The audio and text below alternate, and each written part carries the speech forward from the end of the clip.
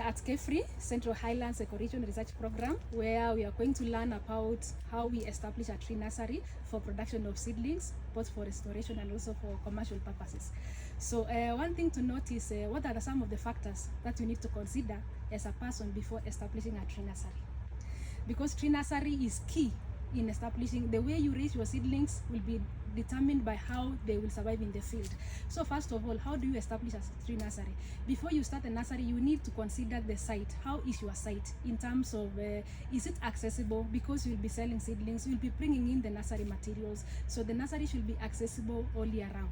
Secondly, water is very important in the nursery, so the nursery should have access to water throughout the year, because the seedlings, of course, they need water from the beginning up to the transplanting age.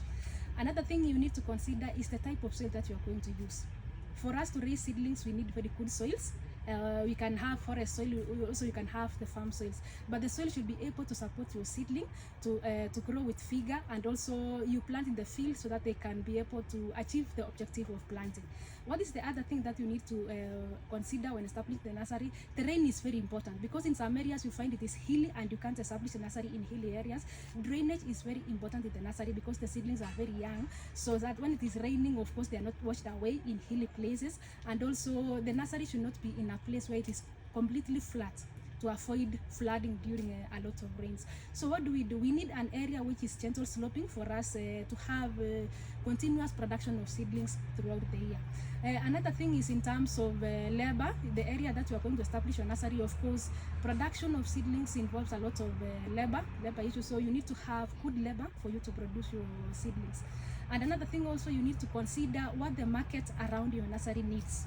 For instance, there are so many species that we raise in the nursery, but depending on the area, what kind of species are required for you to plant in that particular area. So you need to understand the market that is required to allow you to decide on which species you are going to raise in the nursery.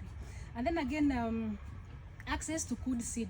Because for us to raise quality planting material that we are able to achieve the 15 billion tree seeds, we need to have access to quality seeds. So as a farmer or as an entrepreneur, you need to understand where do you get your quality seed. And here at KFRI, this is the only source of good seed that we are all the tree seeds that we have in the country, for all exotic, for all the indigenous, for all the landscaping seedlings that we produce in the KFRI. So that is generally what you need to consider before you establish your nurseries. And there are also very basic structures that you need to have in the nursery. For example, the seed bed where you're going to sow your seeds. It is very important to have very good nursery beds, and also good seed beds for germinating the seedlings. Other structures that you need in the nursery, of course, the very good watering system. You need to have greenhouses like where we are now for germination of some difficult to propagate species, because some species, they need warm environment for them to propagate well. So I think that's all for now. We'll continue as we continue with the trainings.